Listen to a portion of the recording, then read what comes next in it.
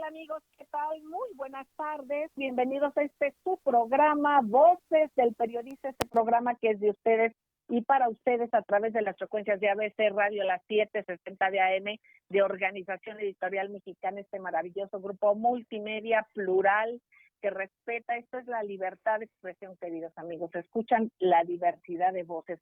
Gracias, ingeniero Víctor Melara García. Gracias, Jonathan Álvarez. Y bueno, gracias también a quienes nos retransmiten de manera diferida en Grupo Radio Turquesa, en las frecuencias de La Pantera y por supuesto en Radio La Nueva República. Todo nuestro cariño desde aquí, desde esta línea de ABC Radio en esta estación. Como les decía yo, usted de la Torre Tepeyac, de ahí nos están mandando la señal el ingeniero. Muchísimas gracias y gracias, reitero, a ambos que están ahorita trabajando duro, y además también a todos nuestros demás compañeros de las demás frecuencias y de ABC Radio, por supuesto. Queridos amigos, tendremos, como ustedes lo saben, temas de fondo, análisis de fondo, análisis totalmente independiente. Tenemos 20 años al aire de transmisiones ininterrumpidas. Ustedes pueden checar nuestra información en Voces del Periodista, la revista, y por supuesto también en radio. Pido de favor que tengamos cuidado con la bocina porque se está escuchando ruido, y cuidemos a nuestros amigos radioescuchas, por favor. Les pido a nuestros queridos compañeros participantes, estos maestros extraordinarios que están en la mesa del día de hoy, usted ya los conoce y los espera.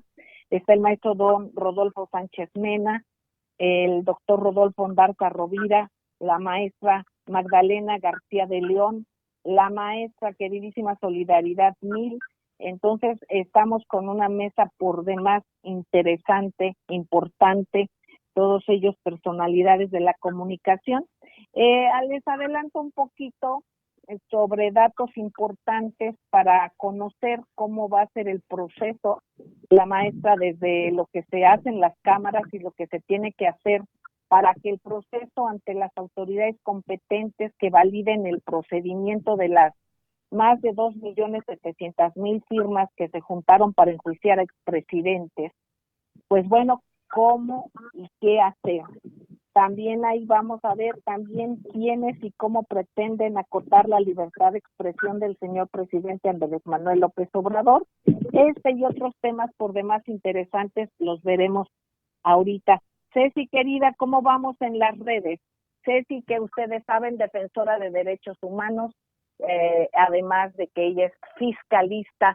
Ceci, hermosa y parte fundamental de nuestro programa y de nuestras instituciones del Club de Periodistas de México, la Fundación Antonio Sáenz de Miera Frital, de quienes todos, a nombre de todos, mandamos abrazos. Por cierto, abrazos especialísimos al queridísimo maestro don Abraham García Ibarra, que ojalá próximamente pueda estar con nosotros en estos micrófonos. Adelante, Ceci, querida. Claro que sí, pues muy buenas tardes a todos, queridos maestros, Celeste querida. Pues las redes, como siempre, incendiadas. Las redes están muy interesantes. Efectivamente, con la entrega de las 77 cajas al Senado de la República con 2.5 millones de firmas, en las que las personas están solicitando el juicio a los expresidentes, o piden, pero esto lo hacen no porque realmente sea una causa justa, que luego finalmente hasta la maestra Magdalena nos va a dar una explicación, pero es el sentir del pueblo. Yo creo que esto es el símbolo que se debe de entender, más allá de todos los términos legales, que bueno, es algo que es muy interesante, y que mucha gente que está en la oposición o que está criticando todo esto dice, ¿cómo es posible? Eso no era necesario. Pero el sentir del pueblo siempre es indispensable, y sobre todo en este nuevo gobierno. Algo que además, perdón, Ceci, además es importantísimo que nos demos cuenta que estamos obteniendo una nueva educación ciudadana, un posicionarnos como lo que somos y que nos acostumbremos a participar, y que ese es nuestro derecho. Perdón, Ceci, la interrupción, te seguimos escuchando. Porque, bueno, finalmente otras cosas que hemos estado olvidando, porque la gente como que nos quiere llevar por el entramado, que no hay que dejarnos tampoco. Las tendencias son muy buenas porque sabemos quién las está manejando, pero también es importante, por ejemplo, Juan Collado, ya nadie habla de él, pero este señor Juan Collado, que ha sido un abogado de mucha gente en el poder que les ayudó también pues a hacer empresas fantasmas, etcétera, etcétera. Ahora ya está queriendo hablar, hacer un pacto con el SAT, ya está revelando y describiendo esta operación Zafiro que mucha gente ya iba conociendo, pero que él ya va a delatar o ya va a querer decir quiénes están involucrados en estos desfalcos millonarios y que ahí es, pues puede estar el mismo Videgaray, Beltrones y Minerva Hernández, etcétera, etcétera. Entonces yo creo que sí es importante que le demos mucho seguimiento, lo mismo que a Francisco Javier García Cabeza de Vaca, quien recibe millones de sobornos de Odebrecht y que ahora sabemos que fue para aprobar las reformas de estructurales de Enrique Peña Nieto en el sexenio anterior, y bueno, ya se ha confirmado por la DEA que él se reunía tanto con Genaro García Luna, que hoy está preso y que a punto de hacer su audiencia el 7 de octubre, una audiencia pública que espero que todos estén también pendientes, y que, bueno, además, ya se sabe todos estos vínculos, él sigue siendo gobernador. Ayer, que fue su cumpleaños, también para que lo sepan, mucho ruido en la red porque la secretaria de Gobernación le manda felicitación, inmediatamente todos le critican. Entonces esto sí está muy interesante, algo que también hicieron, esto tiene que parar. Así hicieron un escrito donde 650 intelectuales, como dice el maestro Fisgón Monero, firmaron una carta, pero dentro de estos 650 no solamente hay muchos periodistas en boga y gente conocida, sino hay dos personajes que podríamos platicar. Uno fue Rosario Robles, que después la borraron de la lista de las R's, estaba entre Ronaldo González y otro personaje con él, Rosa María, y la borraron. Pero también hay una persona que se llama Patricia Estima, que falleció el 3 de mayo de 2004, a lo mejor es otra, una homónima, ojalá que no lo aclaren, pero sí es importante que dentro de esta red pues podamos verificar de estos 650 personas, además, quiénes fueron beneficiados. Recordemos que la persona que criticó, es un ejemplo, ¿no? La persona que criticó a la primera dama o a la esposa del presidente por su vestido es un personaje que era familiar de un exsecretario de salud, quien con así le financiaba sus, eh, pues sí, un chef, ¿no? Ajá, y entonces está pues prendidísimo, es lógico, pues como dices, él se puso de pechito y ya salió el peine, esa es su molestia, dejan de recibir estos privilegios que les daba el gobierno y entonces se vuelven oposición. Y esto es lo un poco más calientito en redes sociales. Muchísimas gracias, Ceci, querida.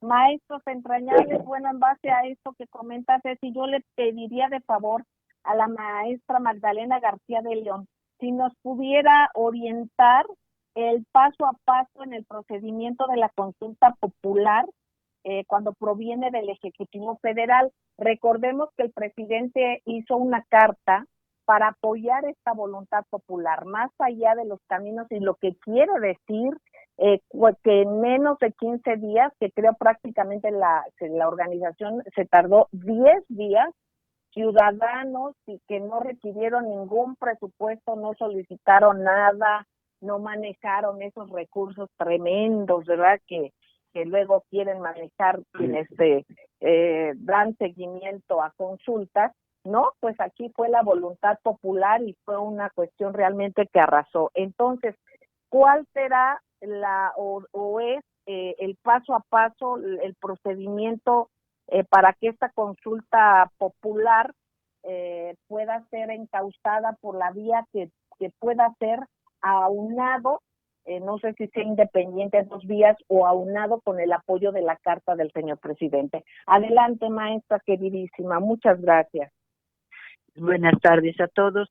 Sí, mira, Celeste, son dos diferentes propuestas, que ambas tienen que llegar a la Suprema Corte y posteriormente, si se declaran constitucionales, ya son enviadas al INE para que proceda a organizar la consulta, que ya tiene fecha, que sería el primer domingo de agosto.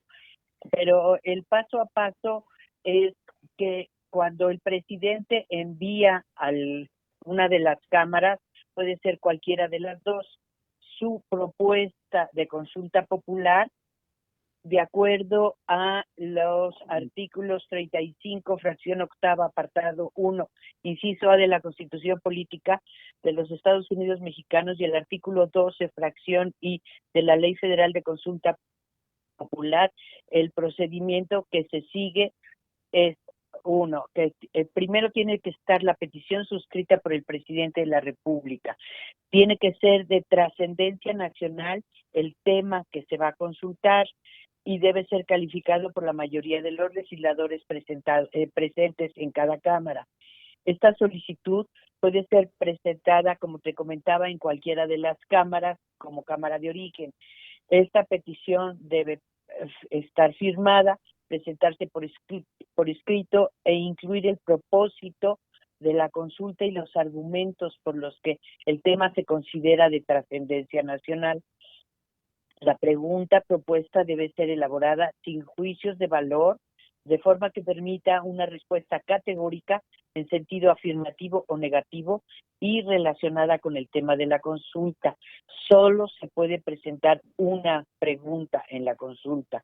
Para facilitar la comprensión del procedimiento, se desglosa de acuerdo a los artículos 26 y 31 de la Ley Federal de Consulta Popular en 6 puntos. El presidente de la Cámara de Origen debe dar cuenta de esta y la envía directamente a la Suprema Corte para que resuelva y le notifique sobre si es o no constitucional, y tiene 20 días naturales para hacerlo. Ya una vez que la Suprema Corte recibe la solicitud, debe resolver sobre la constitucionalidad en materia de la consulta y revisar que la pregunta no sea tendenciosa, contenga juicios de valor, emplee lenguaje neutro, sencillo, comprensible y produzca una respuesta categórica en sentido positivo o negativo, es decir, que la gente solo pueda decir si quiero o no quiero de acuerdo a la pregunta que se le hace. Si no cuenta con estos elementos, se pueden realizar modificaciones a la pregunta para garantizar que sea congruente con la materia de la consulta y cumpla con los criterios que acabamos de comentar. Se debe después notificar a la Cámara de Origen la resolución de la Suprema Corte dentro de las 24 horas siguientes a que emite esta resolución. En caso de que la Suprema Corte declare inconstitucional la materia de la consulta, el presidente de la mesa directiva de la Cámara de Origen va a publicar la resolución en la Gaceta Parlamentaria y da cuenta para que se archive como asunto total y definitivamente concluido. Si la resolución de la Suprema Corte es positiva, la pregunta no puede ser modificada posteriormente por el Congreso. El presidente de la mesa directiva debe publicar la resolución en la Gaceta Parlamentaria y la turnará a la Comisión de Gobernación y a las comisiones que correspondan para que se dictamine. El dictamen deberá ser aprobado por la mayoría de cada Cámara del Congreso y en caso contrario se archivará como asunto definitivamente concluido. Si es aprobada la petición del Congreso, se va a expedir la convocatoria de consulta popular mediante un decreto, se va a notificar al INE para los efectos conducentes y se ordena su publicación en el Diario Oficial de la Federación. En el caso de que sea por las preguntas, por firmas de los ciudadanos, el procedimiento, una vez que llega a la Suprema Corte, es igual, nada más se tiene que aprobar primero en las cámaras y después mandarla a la Suprema, y debe de entregarse toda la documentación de las firmas al INE para que las coteje y compruebe su autenticidad. Esas serían las diferencias entre si es del Ejecutivo o si es una petición de los ciudadanos. Gracias, maestra Magdalena García de León. Queridos amigos, vamos a ir a un corte y enseguida regresamos. Gracias.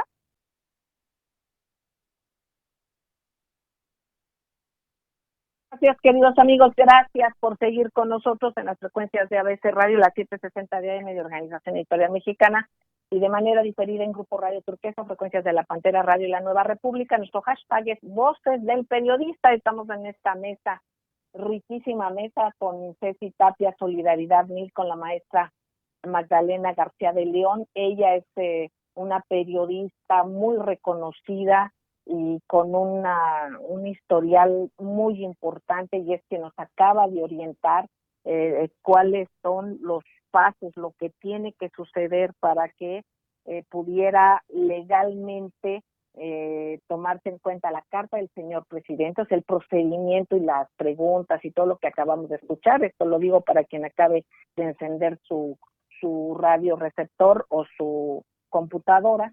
Y bueno, por otra parte también está la opción de lo que son las firmas ciudadanas, la cantidad tremenda de participación ciudadana, ¿no? Fabulosa. Bueno, pues sobre este tema yo les preguntaría, doctor Rodolfo Ondarza Rovira, si gustan opinar algo, si gustas opinar, igual por supuesto el maestro don Rodolfo Sánchez Mena. Adelante, doctor. Sí, muchas gracias. Pues de entrada una gran felicitación a los voluntarios que empezaron a recabar estas firmas, más de 2,5 millones de firmas para poder enjuiciar a los expresidentes por corrupción y terminar con ello la impunidad. Esto es algo histórico. Jamás había visto esta participación voluntaria en donde se recabaron estas firmas de todos los rincones del país, incluso del extranjero, enviaron estas firmas por medio de paquetería, a costo mismo de los voluntarios, de las personas que recabaron estas firmas en cada lugar, sin recibir un centavo de parte del gobierno, como bien mencionadas. Y esta iniciativa, pues parece que le empiezan un puñado de personas, unas 5 personas. Y esto es algo verdaderamente fuera de serie. En cuanto a la libertad de expresión de la que se quejan los intelectuales que ahora firman en contra del gobierno de México, yo creo que hay un gran cinismo y una amnesia, por ejemplo, a la muerte, al asesinato de 47 periodistas en el sexenio de Peña Nieto, nada más en ese sexenio, sin contar con los asesinatos de activistas de derechos humanos y en fin, de gente que desapareció, desapariciones forzadas. Curiosamente, en este listado aparece un secretario de salud, por lo menos, que ya yo he detectado, que es Julio Frenk. Entonces, de estos exsecretarios de salud, que han encontrado una cura milagrosa para que en 6 u 8 semanas pudiera desaparecer la pandemia en México, cosa que pues no se ha podido realizar en ningún otro lado. Estos listados de grandes personajes, de grandes eminencias, pues ya no son una rareza aquí en nuestro país. Por ejemplo, los científicos que también han propuesto estos exsecretarios para ayudar con el COVID, pues entre otras de las personalidades está Julio Gerardo Sotelo Morales, que ha sido señalado, o hemos señalado en muchas ocasiones, como responsable de crimen de lesa humanidad y tortura médica. Es decir, el cinismo, repito, y la amnesia que tienen estos personajes es tremendo. Muchas gracias, Celeste. Gracias, doctor querido, y bueno, pues si realmente esto habla por sí mismo, simplemente las trayectorias, es interesante dar seguimiento, y no lo que dicen los medios que les apoyan, sino hacer investigación, minería de datos, queridos amigos. Maestro don Rodolfo Sánchez Mena, su opinión, maestro queridísimo, es fundamental para esta mesa. Con mucho gusto, Celeste. Quisiera nada más agregar algo a lo dicho por la compañera García de León, estando de acuerdo con todo ese procedimiento. Nada más que falta un paso, que es muy importante. Dentro de estos 3 sí que tienen que darse en el Senado, en las Cortes y en el INE. El INE también tiene que intervenir para analizar todos los papeletas que se emitieron, ¿sí? Para corroborar, de acuerdo con la lista del padrón de electores, si está en el promedio que se requiere para este tipo de consultas. Si hecho eso, el INE no termina su función, sí, también tiene que realizar una operación para incluirlo, como nos informó la compañera Magdalena, en la boleta electoral, ¿sí? Pero tratándose de un asunto histórico trascendente como el que estamos analizando, pues es muy importante considerar una serie de aspectos que están implícitos en todo ello y sus posibles resultados. Uno, partamos del hecho de que efectivamente el INE dice que sí corrobora todas las boletas y que corresponde al universo planteado por el procedimiento para que se incluya en la boleta electoral. La Corte tiene que analizar los dos aspectos señalados específicos, la validez constitucional y la redacción del documento, ¿sí? Y tres, bueno, pues el propio Senado, ¿sí? O la Cámara a la que se le turne y aprobarlo por mayoría. Sí, pero ¿de qué estamos hablando? Estamos hablando de la misma pregunta que trae y que se va a llevar a consulta. Tiene tres variantes. Dice que si están de acuerdo que si las autoridades competentes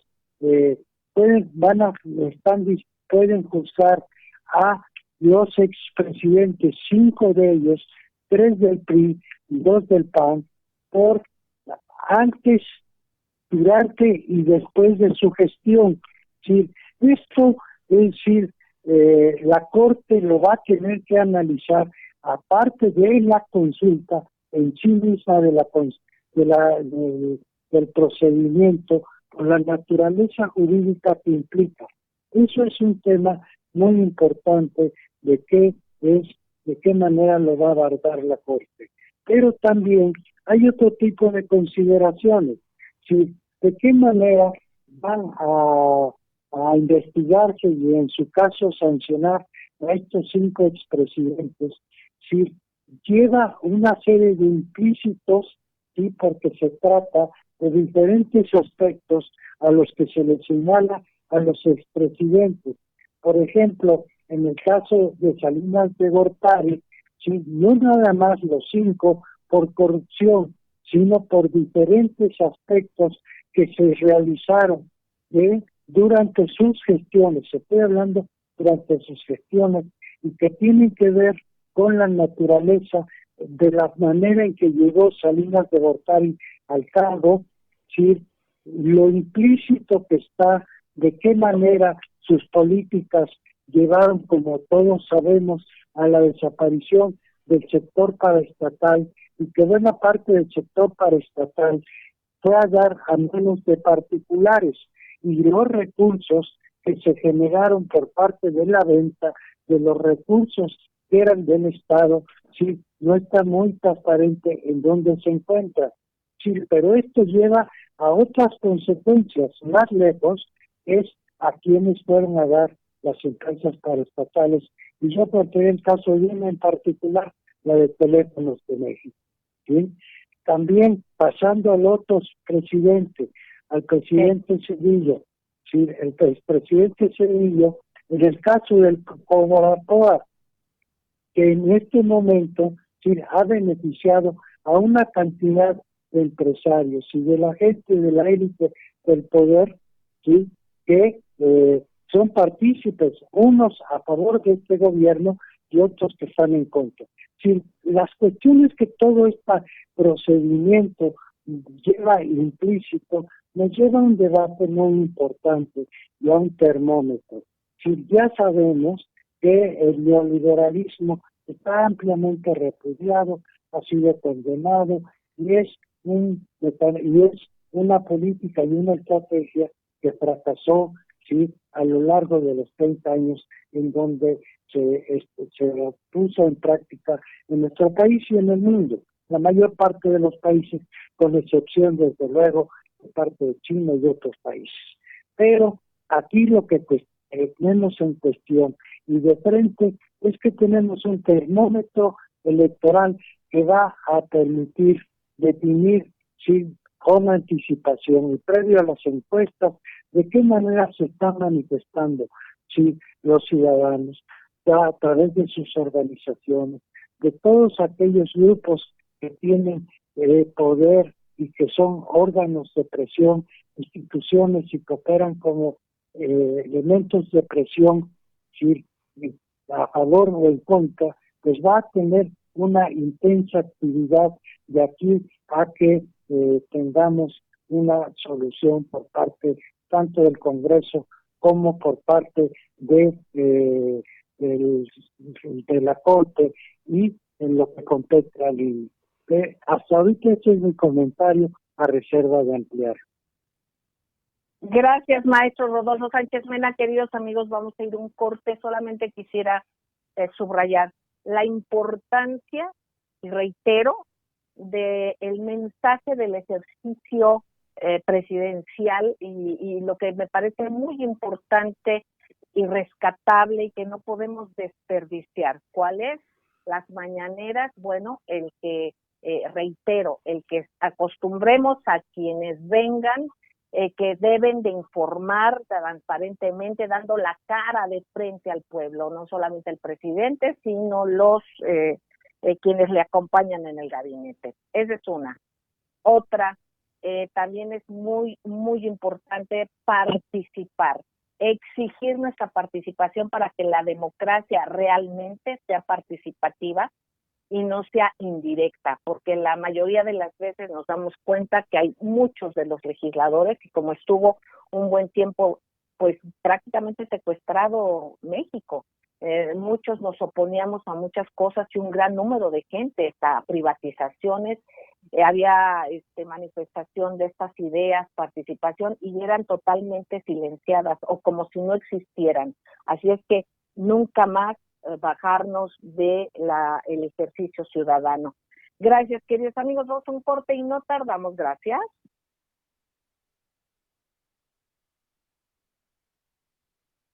Gracias, queridos amigos. Gracias por seguir con nosotros. Escuchamos al maestro don Rodolfo Sánchez Mena, quien Voces del Periodista, él es directivo del Club de Periodistas de México, parte del jurado calificador del certamen nacional e internacional de periodismo, un referente del periodismo, ya lo escucharon ustedes, parte fundamental de Voces del Periodista, y bueno, pues le pedimos también este maravilloso científico mexicano, también que le reconocemos y le agradecemos tantísimo ser piedra fundamental de nuestro programa, de nuestra revista, con un seguimiento extraordinario, él también de además un científico, neurólogo, neurocirujano con especialización en temas de robótica, una eminencia reconocida como científico a nivel internacional, pero también como defensor de derechos humanos, ha llevado casos a cortes internacionales, hace rato nos hablaba de uno de ellos, ¿no? Y que es uno, por cierto, de los que están en esa corte internacional señalados, y bueno, es uno de los abajo firmantes de esa carta de 650 firmas que está saliendo en los medios el día de hoy, cuestionando algunas cosas al señor presidente, tema que vamos a tocar más adelante. Pero bueno, doctor querido, ¿qué nos compartes tú como un ser que estás atento a los beneficios para hospitales? ¿Cómo está la cuestión de la rifa del avión, siendo o no los boletos? ¿Qué papel ha tenido o tiene el instituto para devolver al pueblo lo robado también? Y todo cómo se van relacionando las cosas y en beneficio, por supuesto, para el sector salud, que fue el objetivo fundamental. Adelante, doctor. Sí, muchas gracias, Celeste. Muy gentil. Estamos de manteles largos en el sector salud, puesto que ha habido premios por 20 millones de pesos que fueron ganados por diferentes hospitales. Eso también ha sonado en diferentes áreas de las redes sociales, en donde se han cuestionado la forma en que se obtuvieron esos boletos. Y eso es por ignorancia, yo creo, porque pues hubo 3 hospitales que se llevaron este monto de dinero. Por ejemplo, pues un hospital del Seguro Social del IMSS en Nayarit, Este hospital pues ha señalado que pues va a poder hacer cambios en su unidad tocoquirúrgica, es decir, va a poder atender mejor los partos, las cesáreas. Yo creo que es muy importante. Va a poder remodelar su servicio de urgencias con estos 20 millones de pesos y va a hacer cambios también de remodelación en la lavandería. Otro hospital de Fresnillo, en Zacatecas, recibió el mismo monto. Un hospital en Morelia, en el Charo, en la población del Charo, también ganó este premio. Con lo cual pues, va a tener una unidad de hemodinamia donde se van a poder estudiar, diagnosticar y tratar problemas cardiovasculares. Entonces, pues felicitamos a la población de estas localidades, pues que van a tener un mejor servicio médico, sobre todo en algunos lugares, por ejemplo, de Morelia, en donde el hospital infantil, el nuevo, pues ha tardado pues muchos años en poderse echar a andar, o la ciudad de la mujer, en donde también iba a haber un hospital de la mujer que tampoco se ha podido arrancar.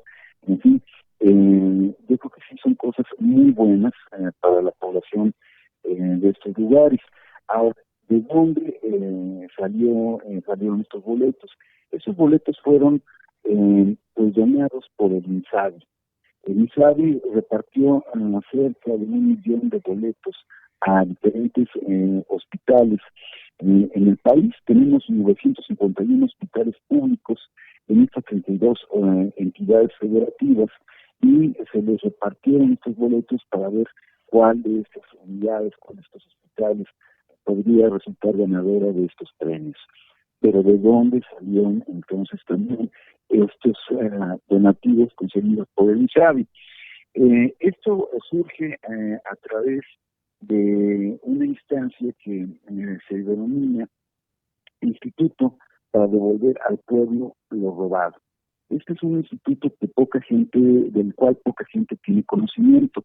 Este Instituto para Devolverle al Pueblo lo Robado es un organismo descentralizado de la Secretaría de Hacienda y Crédito Público del Gobierno Federal y que fue propuesto en mayo del año pasado, en 2019, por nuestro presidente Andrés Manuel López Obrador, para ser creado, y la primera subasta que realiza este Instituto para Devolver al Pueblo lo Robado se realiza apenas en marzo de este año. La idea es que se pone a la venta en subasta bienes improductivos o confiscados por el Estado mexicano para redistribuir los fondos resultantes a programas sociales. Es la importancia que tiene este instituto para devolver al pueblo lo robado. Yo creo que tiene un nombre precioso, ¿no? Y es parte de la justicia social que se ha estado buscando a través de la Cuarta Transformación Celeste. Muchísimas gracias. Ahorita vamos a otros temas, doctor, interesantes que tienes sobre la mesa, pero si les parecen vamos rolando temas. No sé si alguno de los maestros quiera comentar algo sobre el tema, o vamos con una situación muy importante, muy interesante, un planteamiento que es fundamental traer a esta mesa, precisamente por el maestro don Rodolfo Sánchez Mena. Y fíjese, tiene que ver cómo van tendiendo la mesa o poniendo la mesa. Al menos esa es mi lectura. No sé si ustedes coincidan o si realmente aterrice en una coincidencia y no en que van preparando el terreno.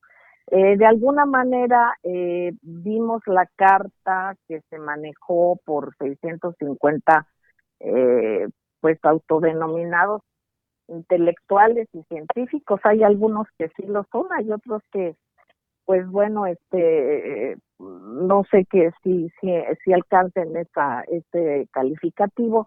Finalmente cada quien es libre de poner su punto de vista, pero aquí lo que es interesante es ver que se está cuestionando y queriendo acotar la libertad de prensa del presidente de la República, diciendo qué tanto puede una autoridad manifestar su punto de vista. Hay un artículo que compartió con nosotros el maestro don Rodolfo Sánchez Mena, que me parece interesante, que salió publicado y sobre todo escrito por un periodista que pues es reconocido por ser adversario a la visión de la Cuarta Transformación.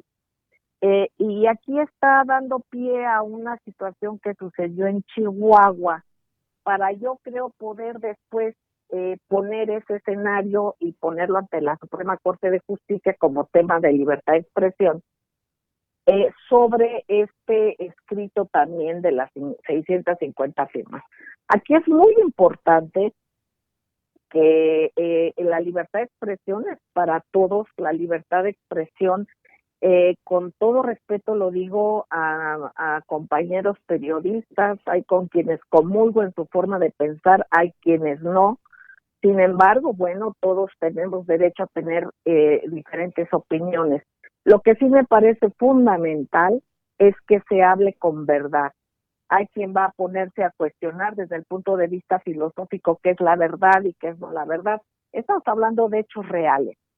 Entonces, cuando desde un medio de comunicación se aseveran cosas que no son ciertas, pues eso, pues es debiese de ser una ilegalidad, y si no es ilegalidad, por lo menos no es ético. Es una cuestión que no es ética, es algo amoral, o como ustedes y en el terreno que lo quieran plantear. ¿Por qué? Porque hay una equivocación, todos nos podemos equivocar, y la equivocación es error, es un error, son cosas que pueden ser no voluntarias. Pero cuando se miente, y sobre todo en medios de comunicación que se supone que tienen el recurso y la responsabilidad para poder cotejar e investigar antes de publicar, pues entonces la mentira pues tiene los elementos de que tiene un delito, que es premeditación, alevosía y ventaja. Y luego más, si se hace de manera organizada, porque pudiese incurrir en lo que se le llama delincuencia organizada, porque tiene un fin que no es ético. Si fuese legal, al menos no es ético. Si hay quienes actúan así, hay quienes no, pero hay quienes sí. ¿Por qué se va a negar a un funcionario a decir las cosas como son? Entonces es vulnerar también la libertad de expresión. Antes de estas libertades no existían, porque a lo mejor no existía en el que nos enterásemos, como de muchos casos que nos hemos enterado por periodistas valientes que se han arriesgado a denunciar, pero no porque los medios no lo hayan dicho abiertamente. Muchas de las veces esos periodistas o se quedan sin trabajo o han tenido que tener otras circunstancias complicadas. Entonces, es muy interesante ver el papel de la prensa verdadera, del periodismo valiente, del periodismo ético, a ver también otro tipo de situaciones, y hay que tener mucho cuidado para ver que la libertad de expresión debe ser responsable, y la libertad de expresión no es mentir. Y si el objetivo de un medio de comunicación es mentir, pues ya no es un medio de comunicación, sino de desinformación. Con este tema vamos a regresar, queridos amigos, es por demás interesante. Escucharemos al maestro don Rodolfo Sánchez Mena. No tardamos, gracias.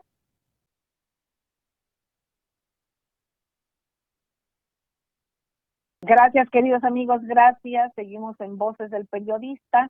Y bueno, vamos a escuchar el análisis del maestro don Rodolfo Sánchez Mena.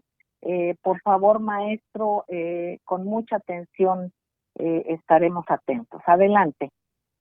Con mucho gusto.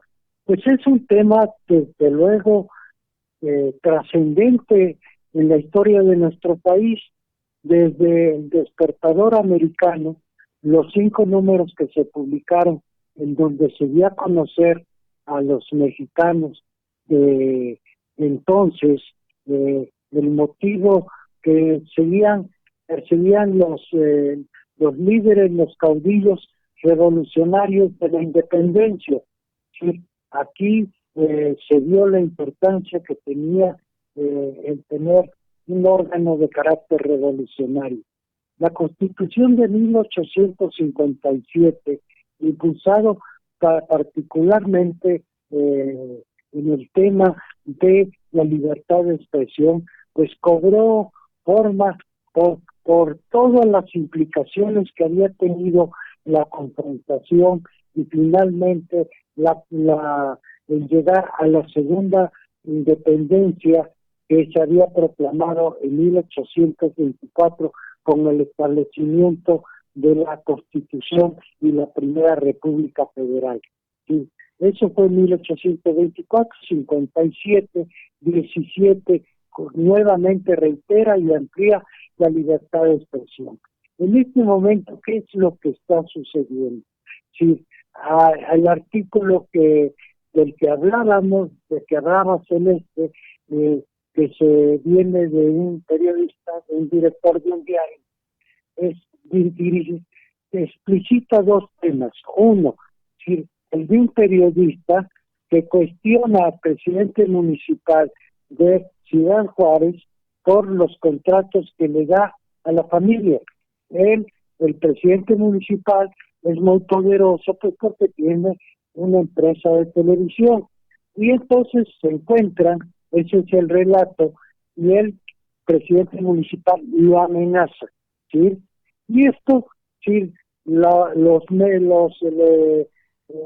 aparato legal, los jueces en Chihuahua no le dan validez, pero esto trasciende y llega a la corte. ¿De qué se trata entonces este tema en particular?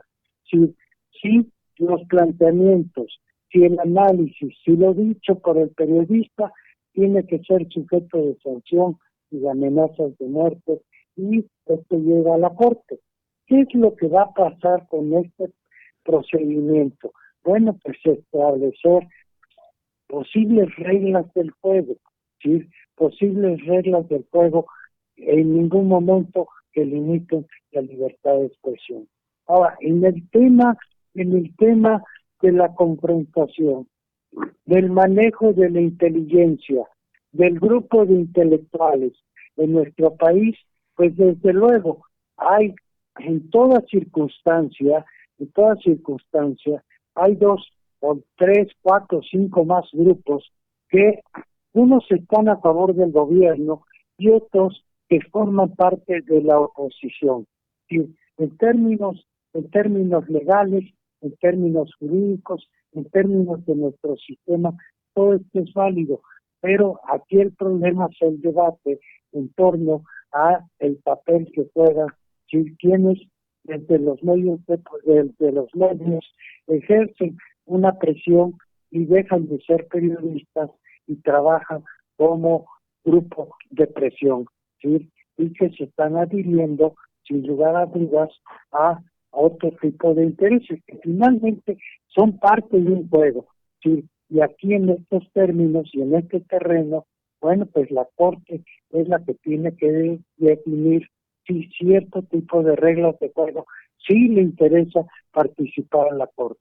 Sí, como es un tema muy difícil y como hemos visto las diferentes modalidades que esto ha tenido a lo largo de los últimos 30 años, para no ir más atrás, sí, el tema es muy, muy debatido, sí, pero sin lugar a duda, uno de los elementos centrales es sí, la libertad de expresión que tiene por finalidad también un interés público, porque claro, si nos regresamos a el planteamiento que tenían los científicos como una élite favorable a un gobierno que estaba en contra ya de las mayorías, la Constitución también definió para los egresados de las instituciones de educación superior una serie de reglas y una serie de limitantes a su ejercicio, ¿sí? Entonces el ejercicio no está coaccionado, sino que está determinado y tiene un parámetro de carácter constitucional y que los egresados los, los, los intelectuales, los egresados de las universidades de educación superior tienen que tener un comportamiento, sí, apegado a las necesidades y a los requerimientos del Estado. Eso es más o menos el contexto y el marco jurídico y el marco histórico en que nos estamos desenvolviendo en esta coyuntura, que es una coyuntura crítica, es una coyuntura en donde nos estamos moviendo hacia adelante, ¿sí? Y muchos quieren mantenerse atrás, ¿sí? De una serie de cambios que son necesarios llevar adelante. Exactamente, gracias maestro querido. Bueno, pues ya estamos en la recta de salida. Yo le pediría a los maestras y maestros de la mesa que nos den o nos digan si algo se quedó en el tintero o cualquier comentario que quieran hacer sobre algunos de los temas. Doctor Rodolfo Ondarza, por favor, adelante.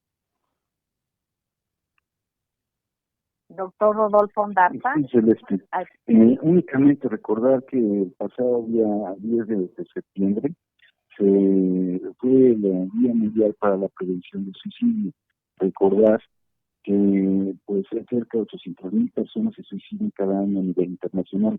Y esto lo digo también porque una de las causas también de depresión, de ansiedad, es esa infodemia, esa falta de ética en la información que tú bien señalabas. Gracias, Celeste. Gracias a ti, doctor querido, un tema fundamental, que nos demos cuenta cómo esto ataca y también fortalecer a la familia, los lazos cercanos, los lazos inmediatos para que esto no suceda, independientemente de cuidar todas las diferentes vertientes. Maestra Magdalena García de León, adelante. Sí, Celeste, yo solamente quisiera hacer una precisión en cuanto al proceso de la consulta. Esta consulta se va a aplicar conforme a lo que establece la Constitución y la fecha en la que se va a realizar la consulta es el primer domingo de agosto. No se va a empatar a ninguna boleta electoral porque no puede realizarse de acuerdo a como lo señala la ley secundaria, sino se tiene que aplicar conforme a lo que establece la Constitución. Esa es la única precisión. Gracias, maestra querida. Maestro don Rodolfo Sánchez Mina.